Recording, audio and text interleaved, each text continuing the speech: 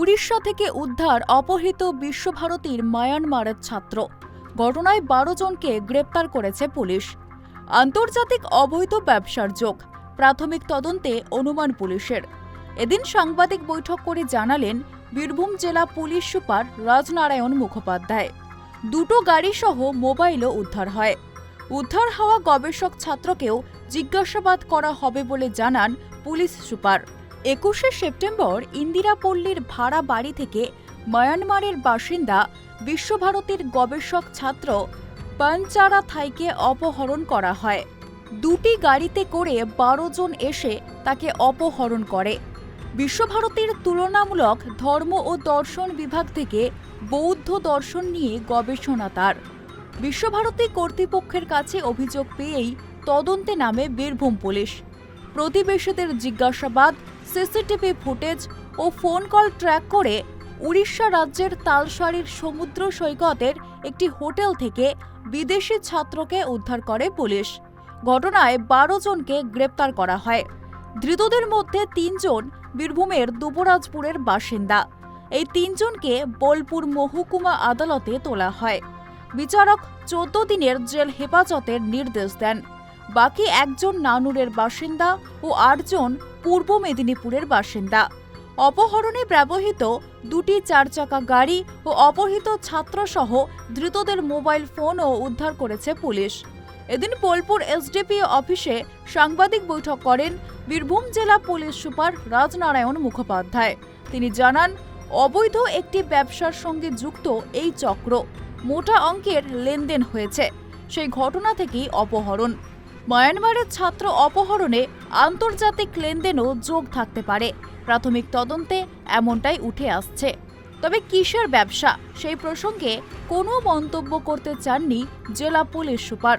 বীরভূম জেলা police super Rajnarayan Mukhopadhyay বলেন, বাকি ধৃতদের 24শে সেপ্টেম্বর আদালতে তোলা হবে। উদ্ধার হওয়া ছাত্র সুস্থ আছে, তাকেও জিজ্ঞাসাবাদ করা হবে। মোবাইলের টাওয়ার, সিসিটিভি ফুটেজ দেখে 30 ঘন্টার মধ্যে পুলিশ মায়ানমারের ছাত্রকে উদ্ধার করতে পেরেছে। অভিযুক্তদের গ্রেপ্তারও করেছে। কেসটাতে টোটাল অ্যারেস্টের সংখ্যা হচ্ছে 12 জন।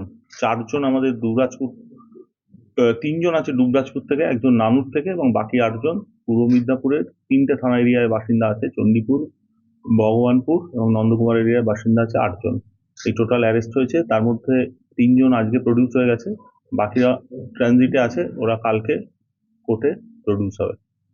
যে গাড়ি ব্যবহার হয়েছিল ওই অ্যাবডাকশনে, সে গাড়ি, দুটো গাড়ি ব্যবহার হয়েছিল, দুটো গাড়ি আমরা রিকভার করেছি। যে ফোনটা নিয়ে চলে গেছিল ভিকটিমে, সেই ফোনটা ওদের কাছ থেকে রিকভার করা হয়েছে। মোটিভ কি ছিল? মোটিভ কোনো একটা ব্যবসা সংক্রান্ত ব্যাপারে হয়েছে, যে ব্যবসাটা প্রাথমিকভাবে মনে হচ্ছে বৈধ ব্যবসা নয়। যে ছেলেটিকে কিডন্যাপ করা ছিল তাকে কি উদ্ধার করা সম্ভব? হ্যাঁ, সে উদ্ধার হচ্ছে, আমাদের ফ্যাক্টরিতে আসছে ওড়িশা থেকে সুস্থ। ব্যবসার নামটা আমি বলছি না, কিন্তু কোন একটা অবৈধ ব্যবসার সাথে যুক্ত ছিল এরকম আমরা পাচ্ছি। আরো ফার্দার প্রুভ করা হচ্ছে ওটা কি ব্যবসা, কিসের ব্যবসা, কোন ট্রানজাকশন। আন্তর্জাতিক লেনদেন থাকতে পারে, দেখতে হবে পুরোটা।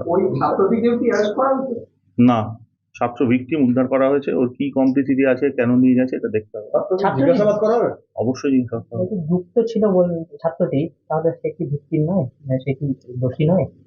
কিসে যুক্ত ছিল? আমি তো বললাম, এটা আমরা প্রাথমিকভাবে আমাদের মনে হচ্ছে।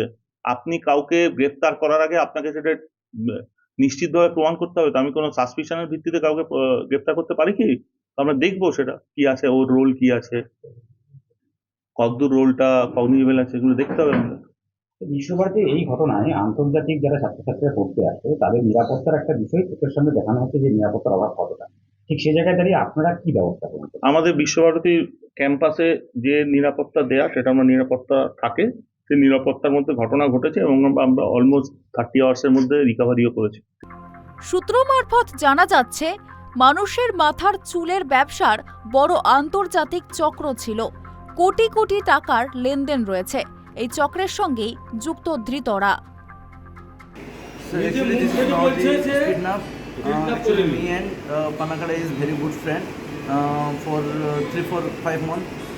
আপনার সঙ্গে তার পরিচয় কি করে হলো? পরিচয়টা স্যার আমি যখন এই চুল ব্যবসার জন্য আমি যখন মালগুলো বুকিং করতে যাই এয়ারপোর্টে, তো ওনার কেউ আত্মীয় একজন ডেট হয়েছিল ওখানে। তো আমি ওখানে বসলাম, তো ওনার সাথে কথাবার্তা হলো। তো উনি বললো যে সে ওই হিউম্যান হেয়ার বিজনেস সম্বন্ধে ইন্টারেস্ট রয়েছে, তো কিছু স্যাম্পল দেখানোর জন্য। তো ওখান থেকে বন্ধুত্ব হয়। ও ছাত্র বলে আপনি জানতেন? নো। আচ্ছা, তারপরে তারপর আমি এটাও জানতাম না যে উনি কোনো মিয়ানমারের লোক, যেহেতু ওর শুধু ইন্ডিয়ান অ্যাড্রেস আমার কাছে ছিল, সেটা আধার কার্ডও ছিল। বাকি যা অ্যাড্রেস উনি বলেছিল ওটা ইন্ডিয়ানই অ্যাড্রেস। উনি বলেছিল যে তার পূর্বপুরুষ যারা ওরা হয়তো মেবি মিয়ানমার থেকে এসেছে, কিন্তু হি ইজ দ্য ইন্ডিয়ান। আর সে শান্তিনিকেতনে পড়াশোনা করে সে পাস আউটও হয়ে গেছে, এটুকুও বলেছিল। আর সে যখন এডুকেটেড ছিলে, আই এম অলসো উদ্দেশ্যটা কিডন্যাপের উদ্দেশ্যটা কি ছিল আপনার? কিডন্যাপ ছিল না, কিডন্যাপ ছিল না। আমি ওনাকে মাল বিক্রি করেছিলাম। তো বিক্রি করার পর তো উনি জানি না উনি কাকে কি মাল বিক্রি করেছে। হ্যাঁ, তো মাল বিক্রি করার পর উনি যখন আমার মানে টাকা দেওয়ার টাইম হয়ে গেছে, আমি ওনাকে খুব মানে খুঁজেছি। আপনার নামটা কি? আমার নাম সাহির মোহাম্মদ। বাড়ি? বাড়ি পশ্চিম সলবাড়ি। পশ্চিম সলবাড়ি সলবাড়ি থানা? থানা ভগবানপুর। उड़ीसा लेकर के क्यों उसको আমাদের যখন উনি পুরো আউট অফ কন্ট্যাক্ট হয়ে যায় 15 দিন 20 দিন, হ্যাঁ, তো ইনাদের পেমেন্ট দেওয়ার মতো টাইম চলে আসে। এরা আমাকে আপনি কি তাকে মাল বিক্রি করেছিলেন? কোনো মাল বিক্রি করেছি। কি মাল দিয়েছিলেন? হিউম্যান হেয়ার দিয়েছিলাম। হ্যাঁ, হিউম্যান হেয়ার হ্যাঁ, আচ্ছা। ওই ছেলেটাকে কিনেছিল যে ছাত্র? হ্যাঁ। কত টাকায় কিনেছিল? টোটাল 5,600 করে রেট ছিল। 900 কত কেজি একটা মাল ছিল। টোটাল আমাকে বিলটা দেখতে হবে স্যার, যেহেতু ও ছাত্র ছিল, আপনি জানতেন না? না, এটা জানতাম না স্যার। চুল আপনার কাছে কিনতো? হ্যাঁ, সেই হিসাবে কিন্তু না স্যার, ফার্স্ট টাইম কিনেছিল। ওনার সাথে বন্ধুত্ব ছিল। উনি বলছে I have offer to in Myanmar like that, তো আমার কাছে বাইরেও থাকতে পারে, তুমি যদি আমাকে তোমার স্যাম্পল দাও তাহলে আমি বিজনেস করতে পারি। তো সেই ভেবে আমি ওনাকে বলছি ঠিক আছে, আমরা তো বন্ধু, তুমি যদি বিজনেস করাতে পারো কি আমার সাথে বিজনেসে হেল্প করতে পারো, তাহলে আমরা একসাথে বিজনেস। আপনি যে প্রথম ব্যবসা করেন টাকা পয়সা দিয়েছিল আপনাকে? টাকা পয়সা, হ্যাঁ, একটা টাকা। কত টাকা দিয়েছিল? ওটা স্যার মেবি 9,90,000। 9 লাখ টাকা। এখানে এসে মাল নিত না আপনি গিয়ে দিয়ে আসতেন? উনি একবারই এসেছিল, এসে কথাবার্তা হয়েছিল। বিশ্বভারতীর এই ছাত্রের কি ভূমিকা এই ঘটনায়, তার জন্য ধৃতদের জিজ্ঞাসাবাদ শুরু করেছে পুলিশ। বীরভূম থেকে জয়ন্ত দাসের রিপোর্ট, ট্রাইব টিভি।